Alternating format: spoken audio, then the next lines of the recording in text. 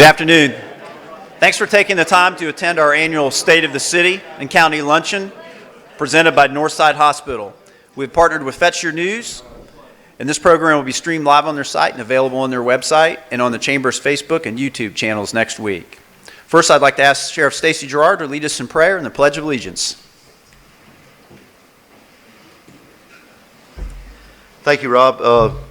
Before we say the prayer, those of you who have been around me before know that I always ask for prayer requests. Do we have any prayer requests in the audience? Anybody? Got one there? Anyone else? Okay, got another one over here. Thank you. Just I always like to ask that because there's strength in prayer. I'm living proof of that. I went last Tuesday and got my oncology report, where I got 6 more months of remission, and I'm so thankful for that. I go every 6 months. A lot of people don't know I take a chemo pill daily, and I go for an injection every 6 months, and I'm just thankful for this path that I'm on. I'm thankful to have another day of life, and I always like to mention prayer anytime I can. And I'd ask for prayer right now.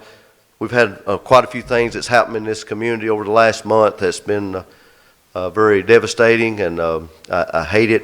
Some tragic events where a man lost his life for a dog incident. That family buried that man yesterday, and then we had an incident a couple weeks ago, today actually, where we had an armed robbery. That young lady and young man, they had a tragic event. Let's remember those families because they will be affected the rest of their life with that event, so let's keep them in our prayers also. I hope that we have success. They're following up on some leads, so hopefully we can put some closure to that armed robbery. I'm hopeful that that will be soon, so pray for that also, because we need to get that man and get him in custody as soon as possible, because he is a dangerous person. So that's what we're trying to do. All right, let us pray. Lord, we just thank you for this day of life. We thank you for the opportunity to be here. Thank you for another year, Lord. Thank you for the men and women that we have representing this county, the ones that will be speaking today, our mayor and our commission chair. We're thankful for the job that they do, Lord. We're thankful for what they do throughout the year for us. And Lord, we know that it's easy to get wrapped up in drama, and we know it's easy to get wrapped up in negative stuff. But Lord, let's all be mindful of the positive things that goes on in this community and all the positive surroundings we got, this rural community that we live in, the caring community, the people that are here that give so much daily for others that so they can have a better life. And I'm thankful to be a part of this community, Lord, thankful to be here, thankful for all that you do for us, and just thankful for this men and women that we have. And Lord, be with the prayer requests that the hands came up. Anyone else that's in the room, Lord, if they have any kind of conflict or any other sickness or illness that's going on in their families, just be with them and keep your hands around them. And we thank you for all that you've done for us, and just thank you for another day of life. And be with this food, let it nourish our bodies. In Jesus' name, amen. Okay, let's say the pledge. I pledge allegiance to the flag of the United States of America, to the republic for which it stands, one nation, under God, indivisible, with liberty and justice for all. Thank you, Rob.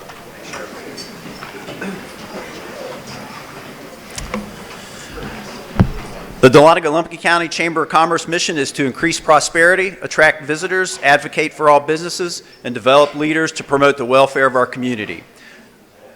We advocate for all businesses through our Government Affairs Committee, chaired by Chuck Jones, that hosts our 2022 State of Luncheon Series, which include the State of the State, State of Education, State of the Chamber, and State of Economic Development. Our programs and events aren't possible without the support of our sponsors, partners, and volunteers.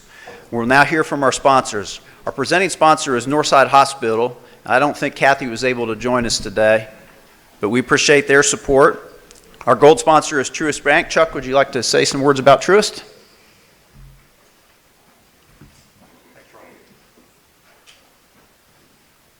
Well, first, this is one of the state of events are really the things that we enjoy the most, and really our goal as an organization is to inspire and build better lives in communities. And Dahlonega is my home, so just a little sneak preview, and I'll get the information out to the chamber so they can send it out, but the Atlanta Braves World Series trophy will be coming to Dahlonega in a few days. So hopefully you'll get to come out, and it'll be at one of the UNG games, and you'll get your picture taken with it. So I'm going to get my picture taken with it because I'm a Cardinal fan and we didn't win that trophy. So this may be the closest I get to it. But I really appreciate y'all coming out. We have a full house according to Rob, and this is really important. So thank you for coming out. And I want to thank Fletcher News for doing all they do every time. Rob?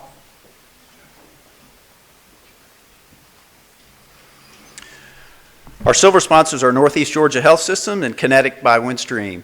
Sonia, would you like to come up and say a few words about Northeast Georgia? And I will do a little commercial on the way up here. Sonia is our next Inspire speaker, April 8th, so you can register to come hear her talk. Thank you, Rob, and congratulations, Chuck. I know a lot of great things are happening with Truist this week, and we're really glad to be partners with you. So thank you for all that you do for us and for the community. Some great things are happening with Northeast Georgia Health System. I want to thank the community. You've been incredible partners to us, and we are so glad to be able to serve you. A couple of great things to mention. We have just received designation as a remote treatment stroke center, and that is exciting for this community because it means if you or a loved one is experiencing a stroke, we can provide that treatment right here at NGMC Lumpkin, and if you need a higher level of care, we can get you to that higher level of care. That is not a designation that is given lightly, and it is because of the partnership between the community, our EMS, our community members, our physicians, and the fact that we have interoperability with other higher levels of care. So thank you. That is a big deal. Also, some great work is happening with our new facility that we are building on Georgia 400. That will be coming. It will open on time in 2023. It will in October of 2023. You've probably seen some site work that's going on right now. We're very grateful for our friends at Gas and Light because we now have power and gas at that location. We will have our official groundbreaking ceremony in June, and we're hoping to do that a little bit earlier, but if any of you have tried to build anything, you might have had a delay in getting some supplies, and so have we. But when we have that official groundbreaking in June, you will see steel going up immediately afterwards. So be looking for some invitations and some notifications in the paper. But I'm very excited that we are able to bring that to you. So thank you very much. Thank you for your support, and we aim to continue to serve you. Thank you.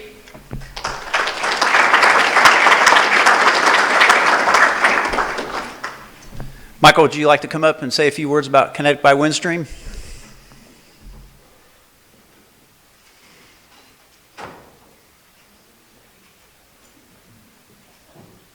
Yeah, I figure I need to say something after we were just awarded some funds and thank you to Lumpkin County for trusting Windstream as a partner. We were just recently awarded state funds, which are going to enable us to build gig service and pass another 6,000 households in Lumpkin County with gig services. So right now we have around 7,000 households at premises we pass in the county. That's gonna take us up to where we're expecting to have 90% of the county considered served or served with high-speed broadband. So we're very grateful for that opportunity and looking forward to it. We're expecting to have that done, completed by the end of next year. So we're going to fast track it, and again, just wanted to share some good news with you and really appreciate the county working with us on this. So thank you.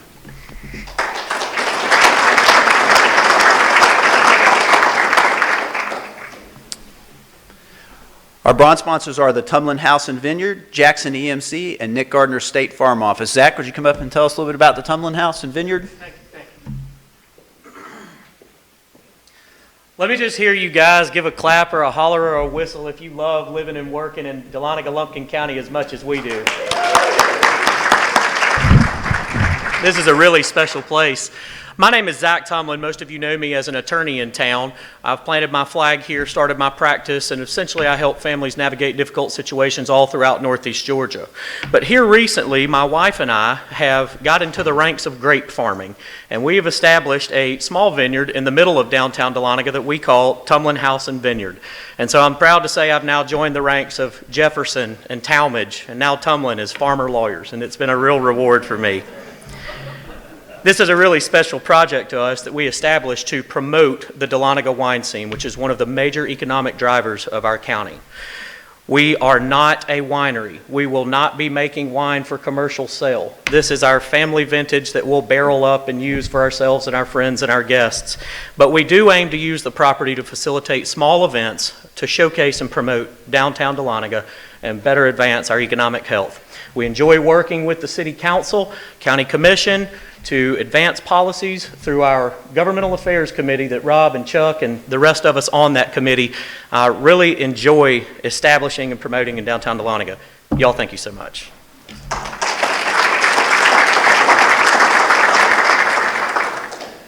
Tate, can you come up and say a few words about Jackson EMC? I'll make you run.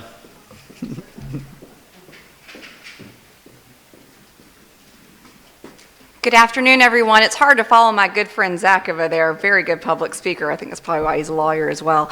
I'm Tate O'Rourke. I work with Jackson EMC Business Development. I have the pleasure of working in Hall and Lumpkin County. Many of y'all know about Amicalola EMC, but a little bit about Jackson EMC. We are the largest EMC in the state of Georgia, the second in the nation. We serve in a 10-county area, and here in Lumpkin County, we go up to Long Branch Elementary School. We are so pleased to be able to be here today to support the great partnership and the relationship that we enjoy with Chairman Dockery and also with the school system here. So it's an honor and a privilege to be with you all today. Thank you so much for having us.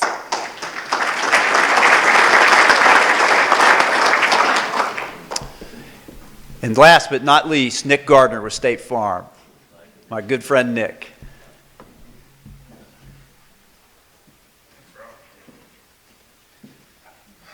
All right. Good afternoon, everybody. Let's see. My name is Nick Gardner, and I've been a State Farm agent here in town for about 5 years, coming up on 5 years, actually. And I can remember whenever I very first joined the chamber, I asked a question. I'm going to ask this question again. Show of hands, who has not heard of State Farm? All right, thanks.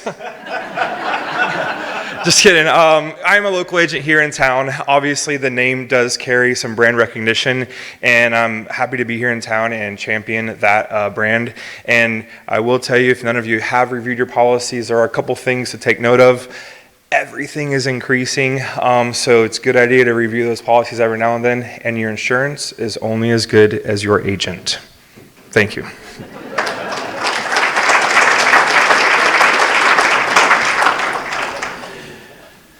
Before I introduce Chuck, I want to introduce Andrea Wiggins. Did I say that right? I was stressing over that. She's with Senator Raphael Warnock's office. She works on grants and is one of his district representatives. She came and visited Rebecca Mincy and I last week, so make sure you talk to her afterwards and get a card, wave so everybody can see you there. It's good to have you here. And we have students from our Lumpkin Youth Leadership Program here with Paula Cooper, so make sure you come up and say hello to them after the program. Chuck always does this. I write all this bio down, and he skips the bio, and I have Chuck's bio down. I'm going to skip it and just say this community owes a great deal to Chuck and his wife, Debbie. They serve on a number of boards. They provide sponsorships. They sponsor many, many things. You see them everywhere, volunteering, always helpful, and it's just fantastic having him on the chamber board and have him as the chair of our Government Affairs Committee. And I'm going to turn it over to him to introduce our speakers today.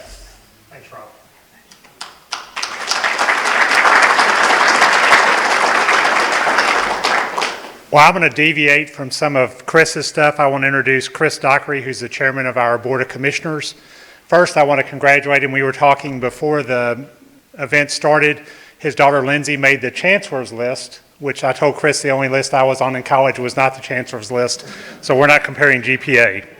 But he's a great father. He's a great public servant. He serves on so many countless regional boards. For anybody that thinks that public service is a way to enrich yourself. It's a way to really spend a lot of time, and he gives back to the community, as all our commissioners do, and all of our city council and our government officials. But he's done a tremendous job, and I'm proud to know him. I'm proud to have him representing our community, and I'm proud to call him a friend. So with that, I'm going to turn it over to Chris and let him start his update.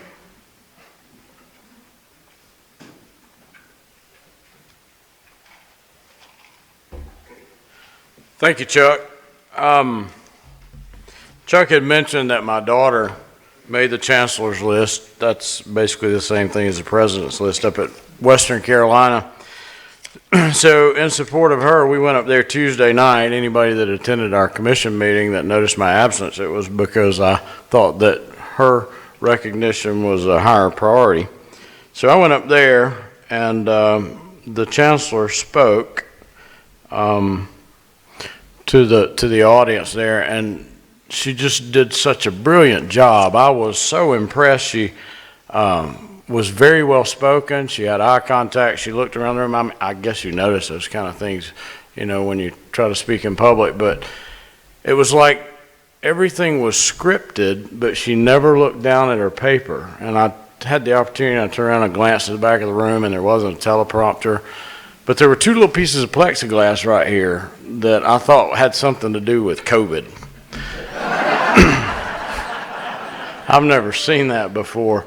But then as I started looking closer, she would read off of this teleprompter a few times, or for a few sentences, and then she would turn to this teleprompter and back and forth. It just kind of spoiled the whole thing for me, because I thought, you're such a good speaker, you know. But she did a good job. But anyway, I just thought I'd share that. Talk a little bit about Lumpkin County today. The state of Lumpkin County is good. And I'm going to elaborate on some of the things for Lumpkin County. And first of all, we're going to talk about money. We're going to talk about our general fund, and we're going to talk about those revenues, where those revenues come from. Right now, you can see that 75% of the revenues for Lumpkin County come from taxes. Now, this is not just individual homeowner property taxes as businesses and everything, but I think the big takeaway there is to know that your local government is funded primarily from those taxes. You can also see that we do receive some revenue from fees. These are user fees, things like park and recreation. So these are the basic revenue sources for Lumpkin County. So using those revenue sources, this will kind of show you how that money is being spent. I think one of the big misnomers when I took this position several years ago is how money is spent. And when you start talking about the county budget, you'll see that there's very little discretionary spending. 46% of our budget goes to public safety. This supports our local sheriff. We all heard from our sheriff earlier today.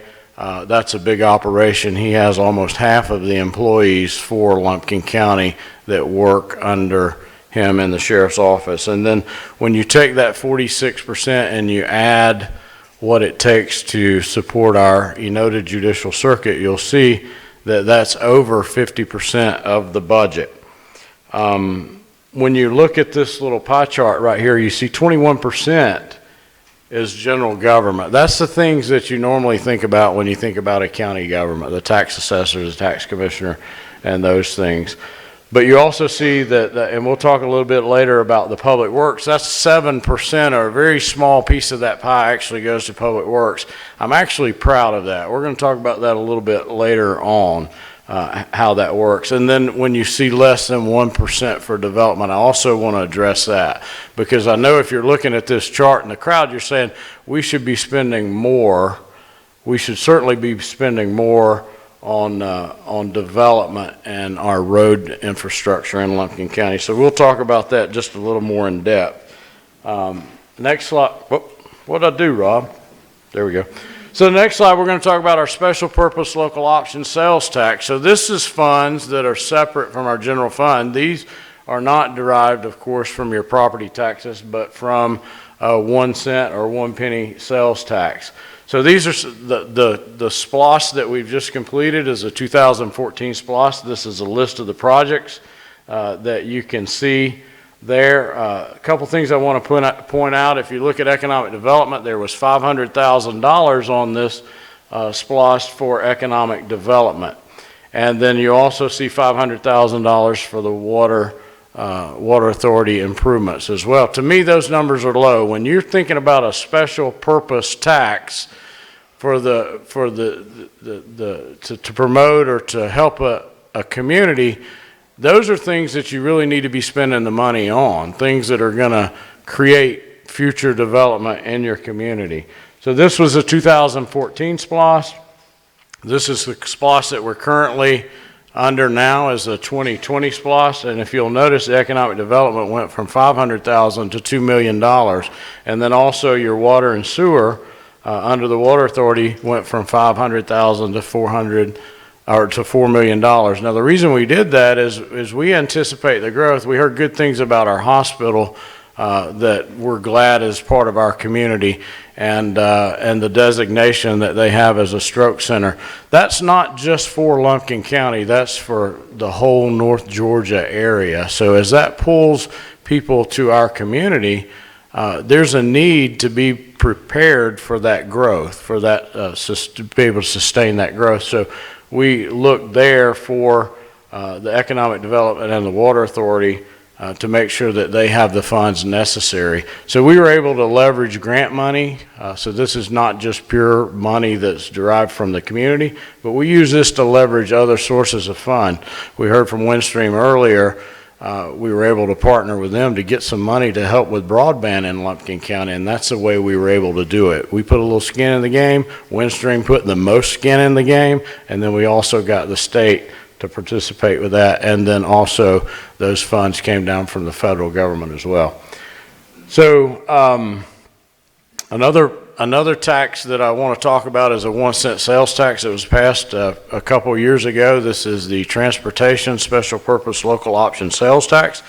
Why is this important? When you talk about traditional ways to fund your road infrastructure in the county, you talk about property tax. So everybody that lives in Lumpkin County that owns property in Lumpkin County helps to support those roads.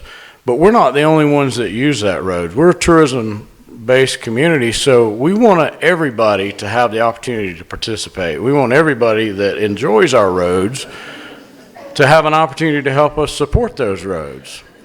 So the Board of Commissioners, several years ago, we came up with the idea that we wanted to come up with a special tax just for those roads.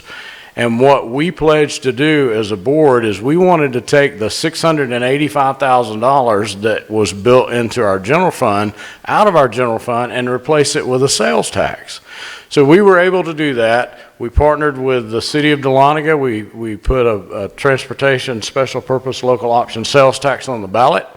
The citizens supported it. We have a joint project we'll talk a little bit about in a few minutes. And the citizens support it. We passed it. We rolled back the millage rate for the county, a total of 1 mil, which is at that time was about $950,000. So we went a little bit above and beyond what we were able to relieve from the general fund for roads and bridges. But a sales tax is a fair tax. It gives everybody the opportunity to participate, whether you own land or whether you don't. And this has really made a huge difference in our ability to maintain our roads here in Lumpkin County. There are over 400 miles of roads in Lumpkin County. Roads are designed to last about 15 years. So if you do the math, you can tell that you have to pave a substantial amount of roads annually or resurface those just to be able to keep up. Before we passed the T-SPLOST, or before you guys passed the T-SPLOST, we were paving about 3 or 4 miles of roads a year. That was very unsustainable. So we had to do something to keep it sustainable for the future. That's how we were able to do it. If you look right here, the joint project with the city of Dahlonega, anybody, I know most people are on social media and have Facebook. There's a lot of comments about the roundabout at Oak Grove Road. But you know, it's really odd. Those were the same comments I saw when the state put the roundabout at Highway 115, 52, and Copper Mines Road. There was a lot of negative comments, and you know, I even saw one that said, where are they going to put the helipad to handle all the traffic accidents? And so, you know, you get all these mixed comments about those roundabouts. But the odd thing is, once these roundabouts are complete and people accept them for what they are, they really move traffic in the most efficient manner. And I think this is a testament to that philosophy as well, because if anybody goes through up there, there's no delays in traffic, there's no people stopping to be nice. We all do that in North Georgia. We always wave at everybody, we always stop and let people out. Unfortunately, that has a tendency to cause accidents. So these roundabouts are are a good thing. I think you're going to see them be more and more prominent here in North Georgia. Anybody that's traveled anywhere outside the United States know that they're commonplace all over the world, and they're really efficient. So we were able to do that project jointly with the city of Dahlonega. It came in under budget. It came in on the scheduled time, and we were also able to use some of this T-SPLOS money to get $700,000 from the state of Georgia Department of Transportation. So when they see that we're serious about roads and we're serious about bridges, we're serious about traffic patterns, then DOT also seems to be serious about it. So we were able to leverage more with that.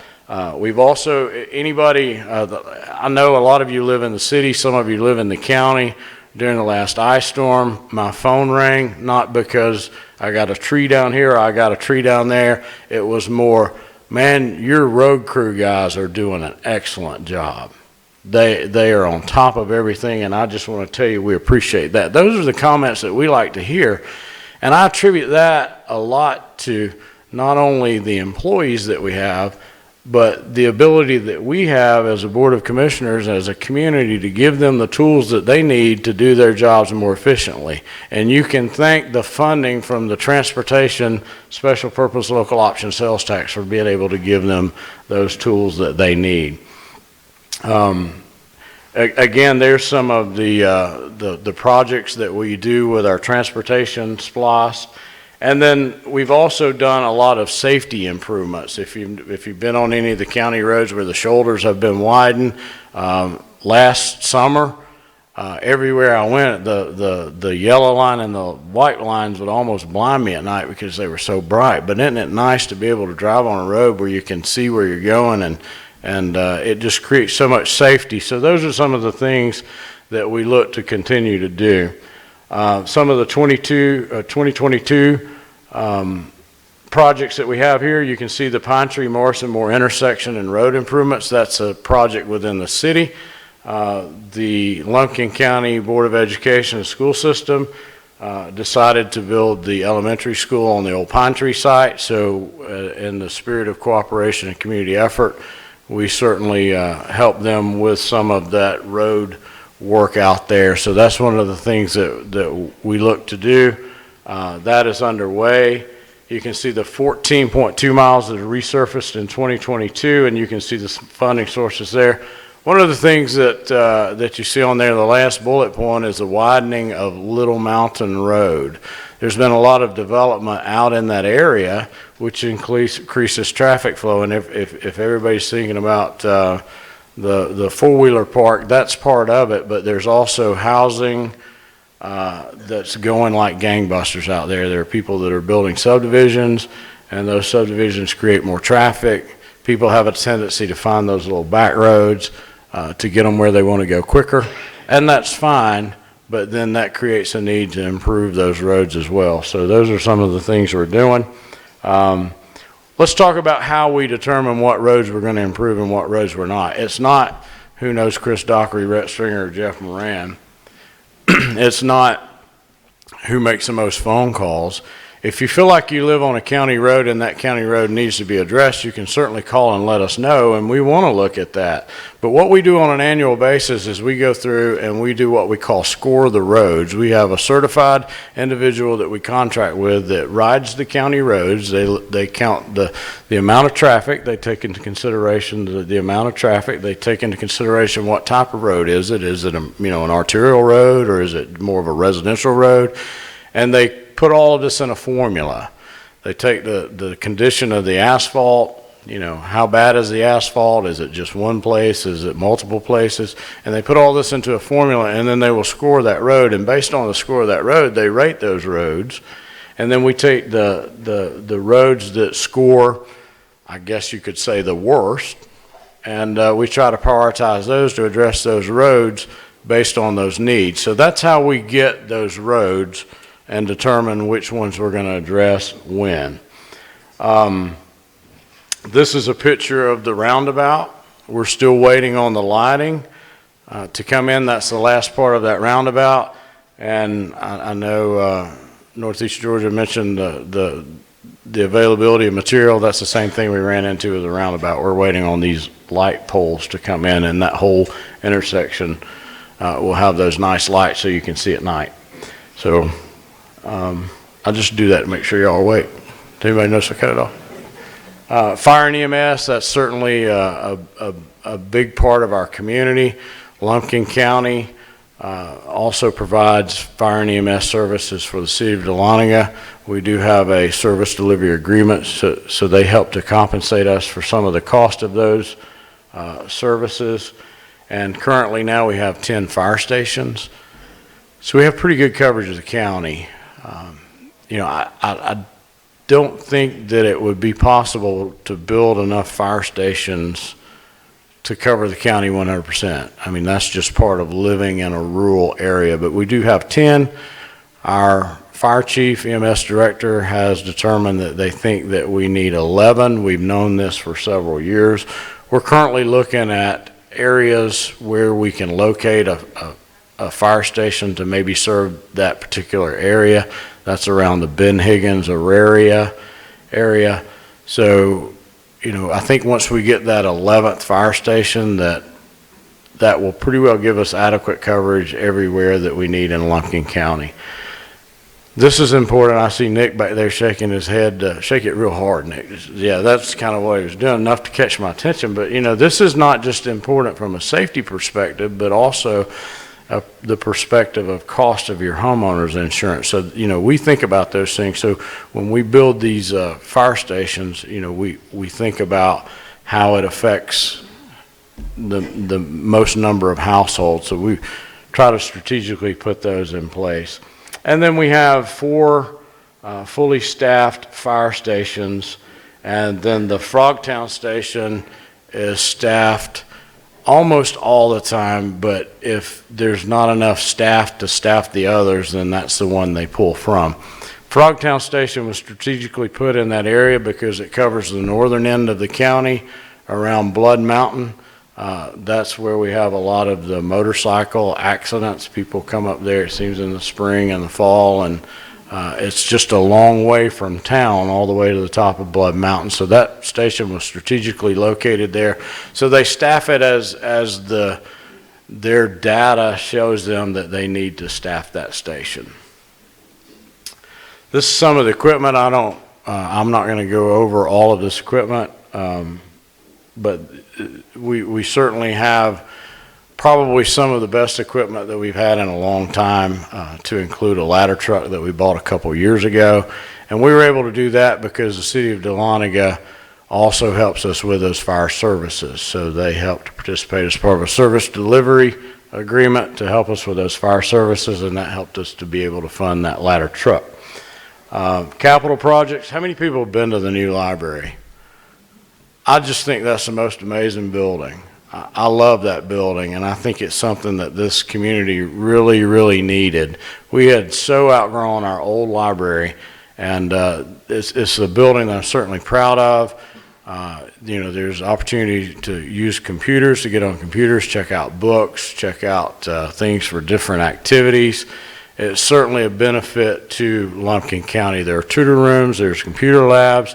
So if you haven't had an opportunity to go there, please take time to go by and look at that library, because we're really proud to be able to build that library and provide it for the community.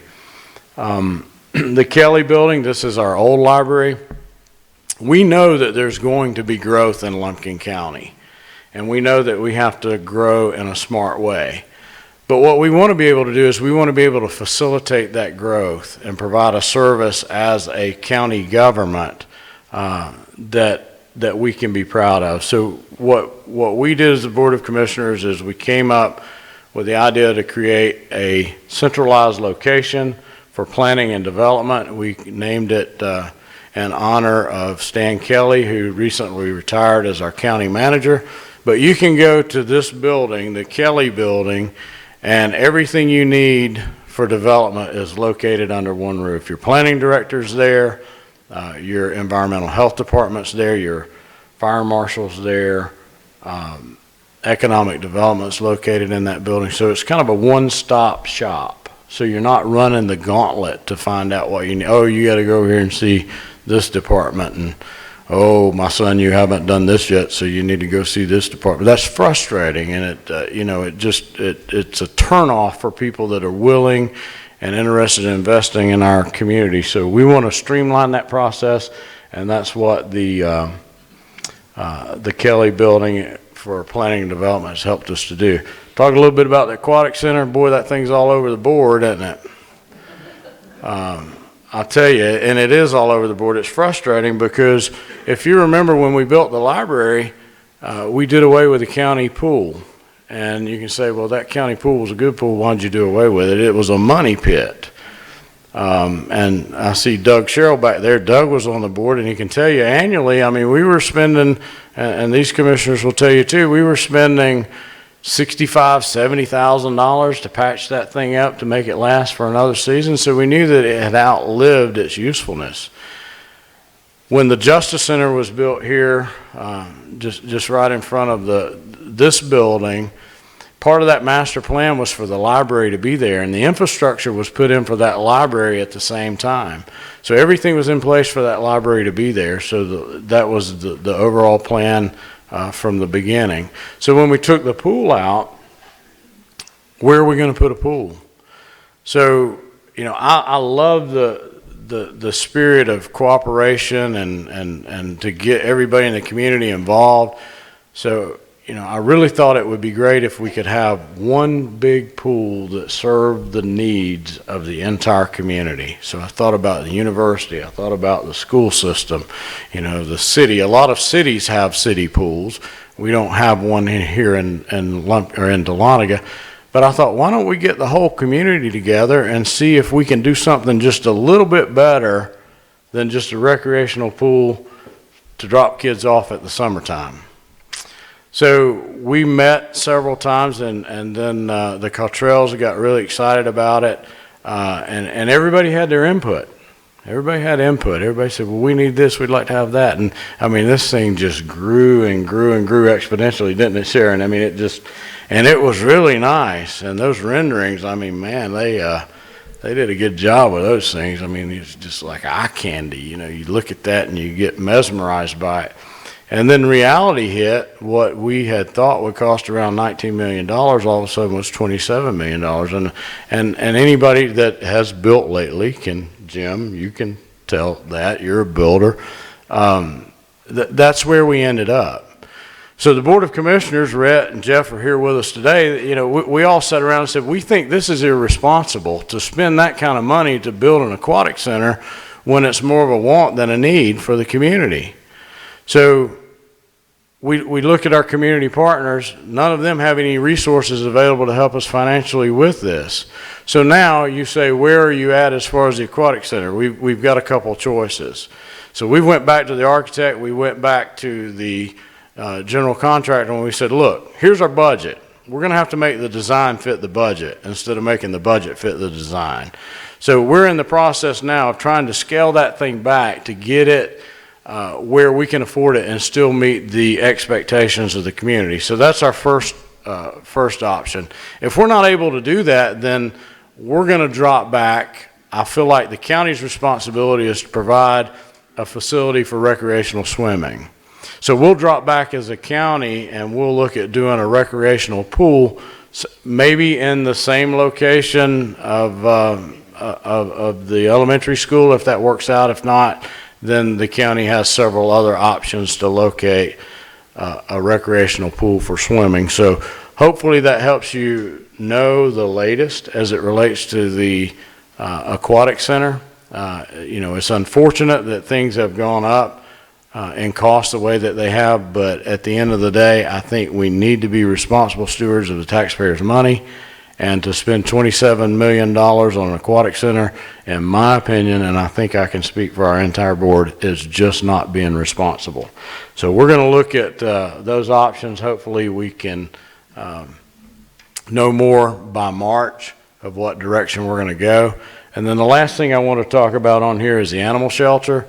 The animal shelter that Lumpkin County uses, it serves all of Lumpkin County to include the city of Dahlonega, is basically an old house that was converted into an animal shelter. It's built on a very low foundation. There's mold under the foundation. The floor's sagging. It creaks when you walk across it. It was never intended to be an animal shelter.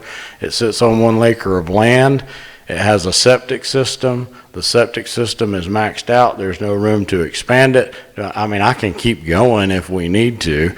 And like just like the old swimming pool, it's a money pit. We're constantly spending money to patch that thing up. It's time to stop throwing good money after bad. So we're looking at opportunities to build a new animal shelter that will serve our community for generations to come.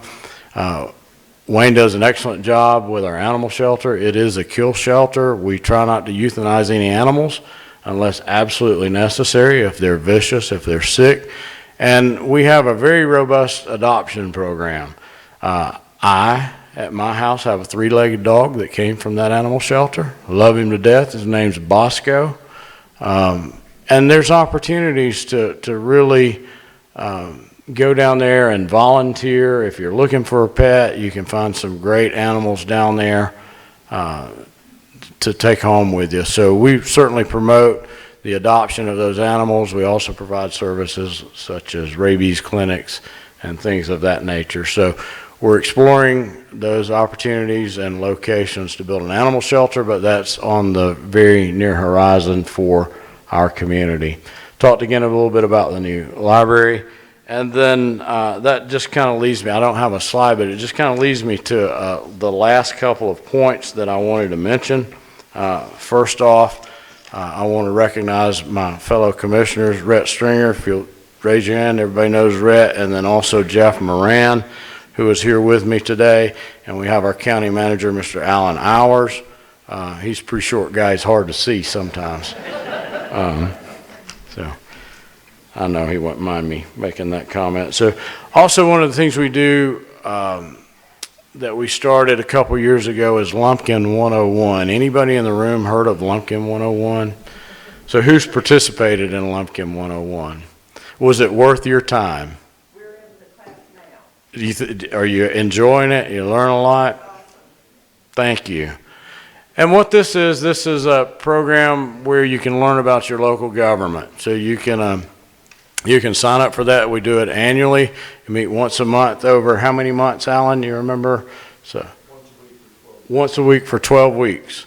But you learn different aspects of your local government. And I think, I had to learn different aspects of local government when I got elected. So this is an opportunity to learn all those aspects before that. So certainly a good program. Appreciate the staff for taking time to do that. And the last thing I wanted to mention, and I kind of see it as the elephant in the room, and that's growth. Anybody that reads a local paper or access North Georgia or Fetcher News or any of these news outlets have probably read something about the challenges of growth in our community. And I think it's pretty synonymous for all of North Georgia. So what we have is we have a lot more interest. Everybody loves it here because we're rural. Everybody loves it because of the way of life. Everybody loves it because we've got such a great community. We've got such great volunteers, and everybody wants to be here. But if everybody wants to be here, then how do you keep it the way it is now? So, but you can't just close the door. So you got to find ways to grow smartly. And that's one of the things that the commissioners recognize. That's one of the things that we take very seriously. We have agritourism is big, and I know we've got Matthew Garner with us today from Alaluche. The challenges that we have as a local community is when you take these commercial enterprises and you put them in what has been or what's still predominantly residential areas. So when you mix those two, we welcome those. I mean, everywhere I go, in-state, out-of-state, I always brag about, the wine industry in Lumpkin County and how you got to come see it and how beautiful our vineyards are. But when you mix those uses, it's a challenge. It's a challenge for Matthew to be able to run his business and be successful while at the same time respecting the neighbor who lives next to their granny that's lived there since 1783. I mean, it's just, you hear these things and it's just a challenge to be able to do that.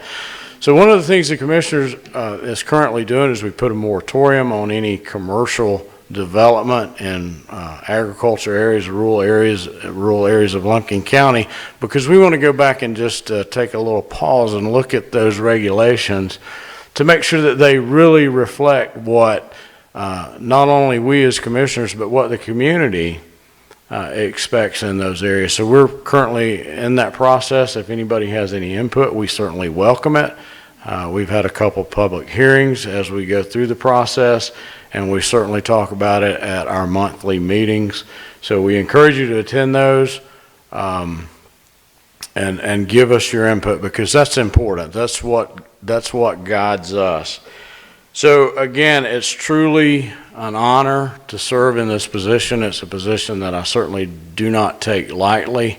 I continue to learn every day a little more about our community, a little bit more about government, and I think when I quit learning is when I'll be done. So thank you again for the opportunity to be here. I will share with you our core values, and that is trustworthiness, respect, integrity, excellence, and dedication.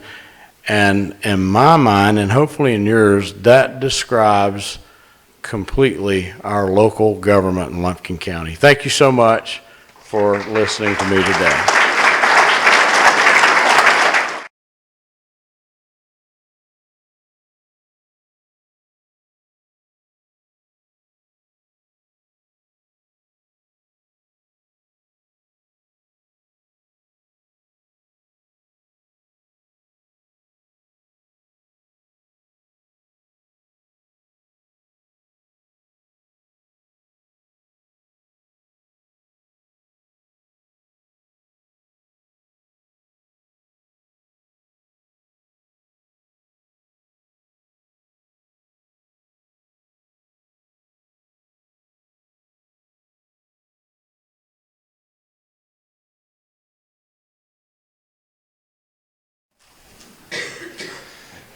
Thank you, Chairman Dockery. Now I'd like to introduce Joanne Taylor, who's just got elected to become mayor of the city of Dahlonega. I know we have Ron Larson and Johnny's here and a number of our city officials.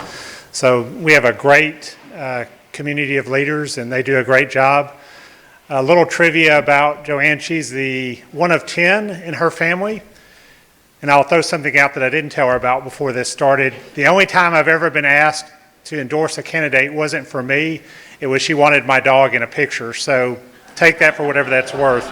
My dog is more famous than I am, but it is what it is. So she's a 32-year global sales executive with IBM in her corporate career. She served in the city council before she became mayor, and I can tell you, as chairman of the Development Authority, she's been a big supporter of ours in the county, even though she's in the city, and she's in every activity as well. And my counterpart from the Development Authority here, Mary's here, so I want to give her a shout out.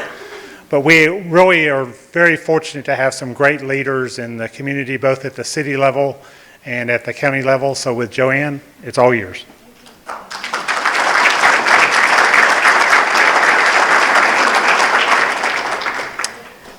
Thank you very much. It's great to see such a full house here, people interested in our community. And first I'd like to ask the members of the City Council to stand, if you would. I know several of you are here. Yeah, you too, Ryan.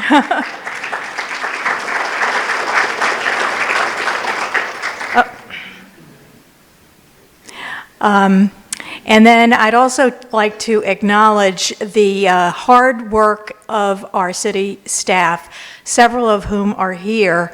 And without the people that serve our city, there wouldn't be clean streets or showers in the morning or other things like that. So if the staff would just stand up and be acknowledged, please.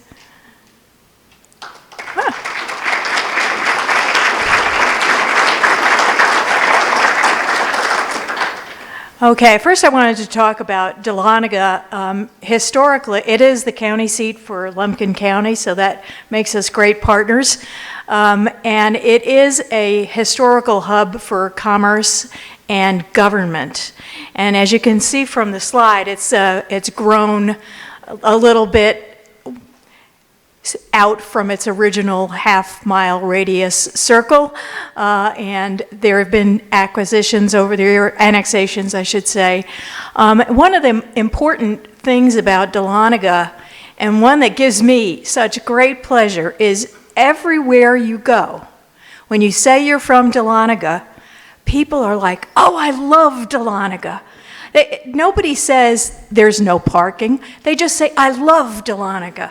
And so it is a really, really special and unique place that we all get the chance to live in and work in.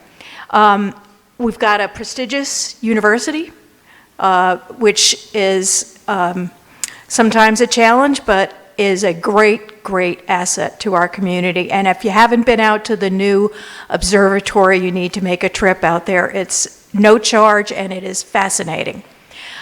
We've got that preserved historical center, which is pretty unique to have this combination, and what I call the sense of community, which has been mentioned a couple of times already. That sense of community is really what makes Dahlonega Dahlonega. Yes, these other assets help, but that sense of community is very important. We are also, once again, or continuing to be a certified city of ethics. You have to pass ordinances and have every council member commit to the ethical ordinance that we have in place. And it's a very important thing to know in our community that your officials serving you have pledged to live by this standard of ethics. A couple of statistics. I'm going to talk more about the population, but it's over 7,500 now. And we have a combination of part-time and full-time employees, and that works out to about 60 full-time equivalent employees. They run the water plant, they run the wastewater treatment plant, they pave roads, they fix sidewalks, they do all the accounting that keeps our city strong, and they do numerous business licenses, numerous other things, all with just 60 people. It's pretty amazing achievement. Currently, our business licenses are at 572.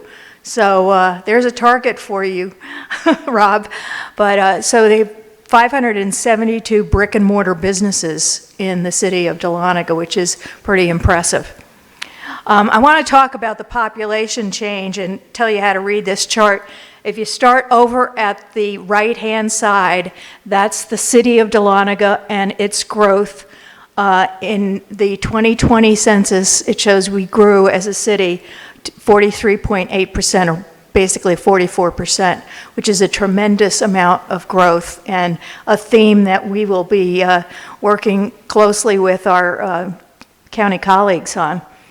The unincorporated area grew a bit less, so you add up the city of Dahlonega and the unincorporated area, and that becomes the total of Lumpkin County. The growth is just about 12% there. The reason the unincorporated area rate of growth is less is mainly because it's starting on a much, much bigger number. So the growth in the unincorporated area is right at about 5%. But you can see it doesn't matter whether you live in the city or you live in the county, 12% change is higher than the rest of Georgia. So it's a pretty challenging and exciting problem we have ahead of us. So our overall budget in the city is about 17 million plus. I'm only going to focus on the general funds, which is the thing that most people are interested in. Our city budget out of general funds is $5.7 million. And you can see from the chart to the right of that first graphic is about 50% of our total budget comes from taxes, sales taxes, and property taxes. And then our expenditures are over on the right-hand chart, and somehow this lost something in translation here. I think I'm going to blame Rob. Yeah, so the numbers aren't lined up correctly, but you can see that because we have a service delivery agreement with the county, we don't spend the amount on public safety that the county does. But we have very high budget for public works and for general government, which is supplying things like if you need a new fire truck or a new dump truck or a new garbage truck, that all comes out of the general government budget. So we do have a 5-year capital improvement plan for Dahlonega, and this is funded at least in part by those funds you've heard a lot about, the ARPA fund. As a city, it was decided that we would invest those funds in capital projects which we might otherwise have had to borrow money to complete. So it was deemed that that was the best use of funds to put in a permanent kind of asset. So a lot of our funds are going to go into water and sewer. In the city, the good news for growth is that we have capacity at both plants. The water plant is currently producing 1 million gallons a day. It's capable of producing, as it stands right now, 6 million gallons a day, so we have room for growth there. The wastewater treatment plant is about half used, so there's room for growth there. And what we'll need to work on is that under the streets and under the ground, our infrastructure is aging, shall we say. And we also need to put in new water lines. So there's a lot of investment going to go into that infrastructure, which I often say people don't pay much attention to until there's an issue that they need to get resolved. And it's a very necessary part of government to invest there. You want to avoid situations where there's a problem with the water in your town, and you can see that that happens in places around the United States. So it's a very important investment. Stormwater will be building, we have just about 3 million. I don't think that number, I think that number up there is a little low. Stormwater projects, and we live in a hilly place. Water tends to go downhill, but it doesn't always follow exactly where you'd like it to go. It has its own mind and will go wherever. Very difficult to manage. When our city staff has been out trying to update some parts of the stormwater system, they found that the stormwater pipes are actually stacked stone. So it's very historical.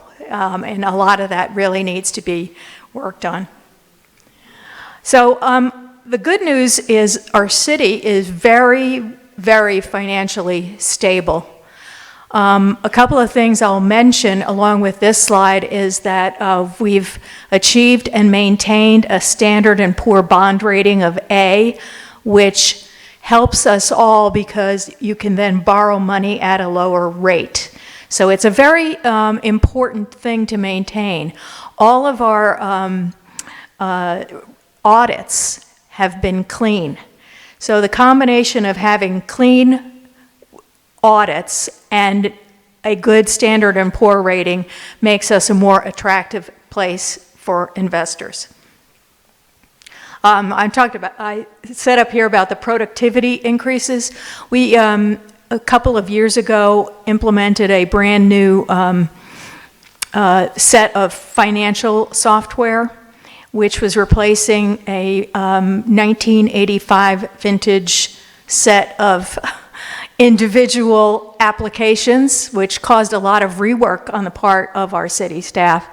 And we replaced that, and it achieved a great deal of productivity savings, and we're still adding to that. So as new things come up where we find that there's a function we can do with software and an application more effectively than pad and paper, that's where we'll add on some additional functions in that.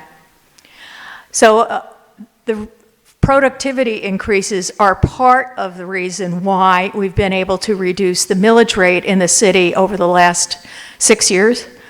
And what we do, people are not always familiar with this, but as your your tax digest grows, that means that if you don't pass that on to the growth, in other words, reduce the taxpayers' part of paying their property taxes for that, then you're artificially raising taxes. And we not only put the rollback into our millage calculation, but we've also added every single year another small amount, but something that we're trending in the right direction. Now, addressing growth in this environment, I'm not going to make any promises. We will all, and I know the City Council is part of this, we'll all strive to keep this trend, or at least keep these taxes as low as we possibly can. So here are some of the functions of the city. I don't know if you can read all of these from the back, but there's a few things that are done in the city that are a little different than our colleagues in the county do. First of all, a lot of investment is made in historical preservation, which is a very important thing for the that people are interested in. They are very interested in historical preservation here. We also do stormwater management. We jointly manage the reservoir with our colleagues at the county, and that is an ongoing area where there's interest in further development outside, around the reservoir. Water treatment. We maintain some what we call passive parks. They're, Wimpy Mill, and which has a kayak launch, and the most famous park, the Hancock Park, which is highly utilized in the middle of Dahlonega. So there's just a subset of all of the things. We have 2 cemeteries that are owned by the city. One is at Mount Hope, which is the more historical cemetery, and the other is at Memorial Park. And that cemetery has plenty of room for growth if anybody's interested. So I wanted to talk about tourism and recreation. There's a dedicated tourism board that is shared by nominees from both the county and the city. We partner with Lumpkin County to fund tourism for $450,000 a year, maybe more than that.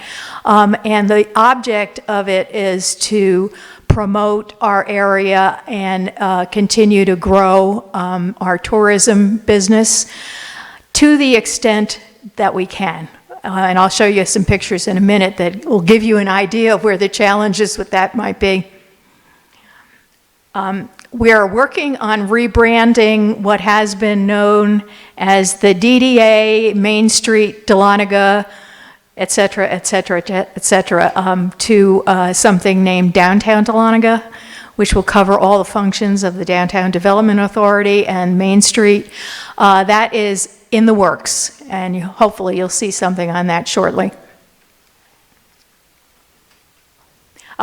This is an eye test, but this is, I just wanted people to see how the city is organized, and who we report to are the residents, visitors, and business owners that use our city for living, working, playing. That is who we really report to. So we take that very, very seriously and invest a lot of time and money in it. This is something interesting. Chris talked about having to learn about government, and I found that people don't generally understand the form of government that we have. The form of government in the city is called council manager, which means that the city council hires a manager to take care of all of the business of the city, and that manager is Bill Schmidt. So the mayor's position is really more of making sure that meetings run smoothly, making sure that the city council's agenda is well represented, and that it represents what all of you care about. Now, I put these two pictures up here because the professional staff are the people who get this job done for us, really. They are the primary people that you'll see out recently during that snowstorm, which Chris talked about. Our employees were out as well. We formed an agreement with the county before the storm hit about if we were finished with our part of the cleanup, that we would partner with them to help any areas that needed additional attention. Some of our employees were out 24 hours. And these people are very, very dedicated, and they now know my car, so I get a lot more waves in the street than I used to. This is another part of what makes Dahlonega what it is, and that is, yeah, looking good, huh? These are representative of some of the festivals. We have the JCs who run the Gold Rush, and then Old Fashioned Christmas. You can see how many people are packed into the square. I think the first night there were about 1,500 people there or so. This is just the tip of the iceberg. There are so many social services agencies who serve our community in various ways, taking care of the human needs of some of the people in our community who need assistance. And that set of volunteers that create these great programs that bring people here and help businesses have a rich season also serve very many human needs.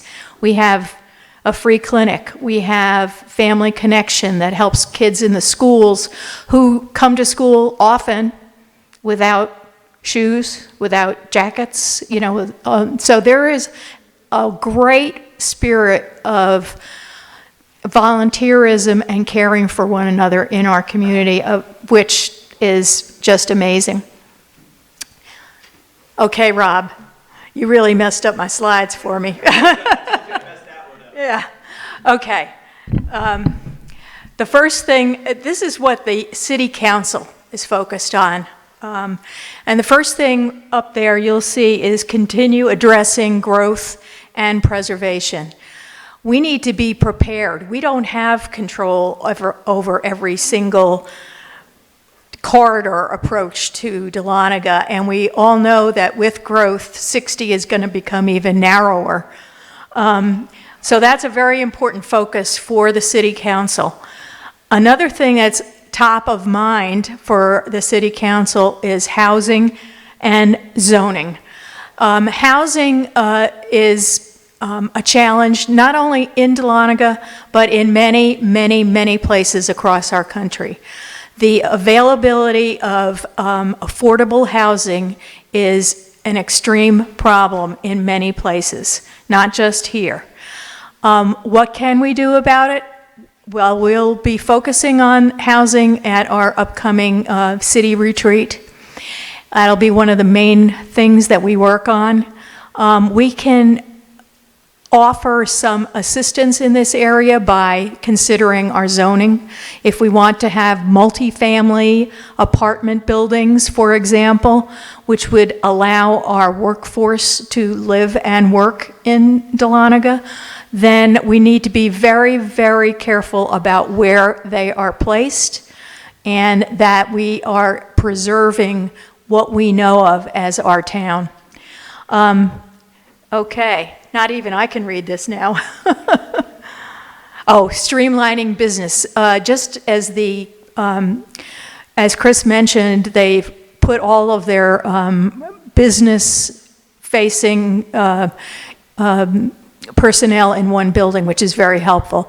We have a little bit of work to do on streamlining some of our business practices. I think that is going to take some outside eyes to look in and say, what are you doing well and where could you improve?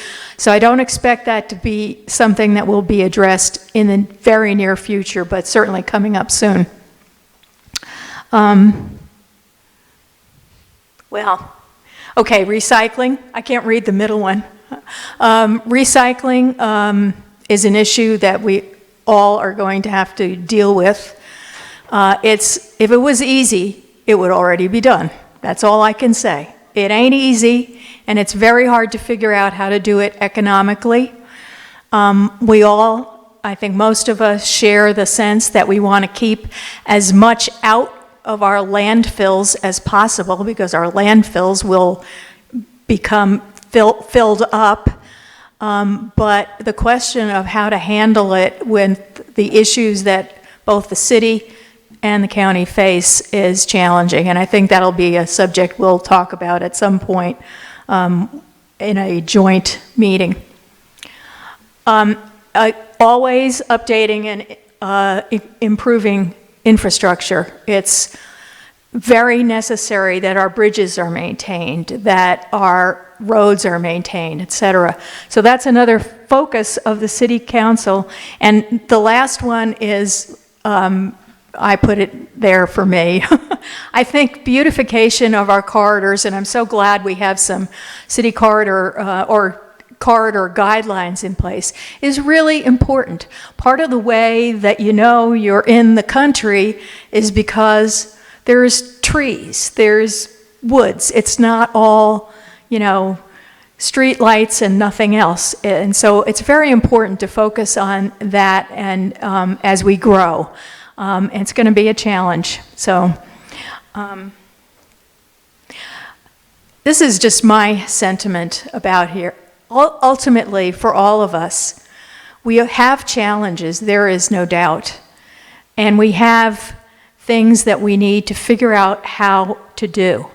But for all of us, I think the sense of community, the sense of being with people who care about you, is something that is really, really important in our area.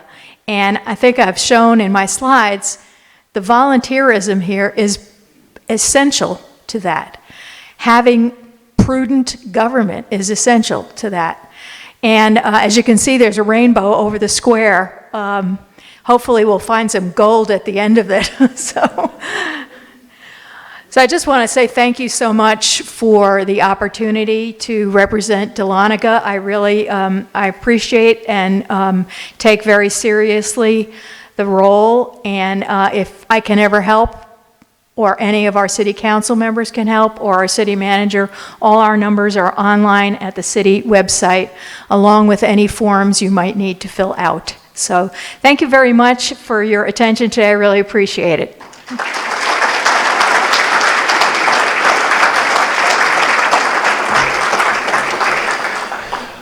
Thank you to our presenting sponsor, Northside Hospital, our gold sponsor, Truist, our silver sponsors, Northeast Georgia Health Systems and Kinetic by Windstream, our bronze sponsors, the Tumbling House and Vineyards, Jackson EMC, and Nick Gardner State Farm Office. Thanks to all of you for attending, and thanks to those of you that are viewing this video either live or streaming a few weeks later. And thank you for supporting the Chamber and our community.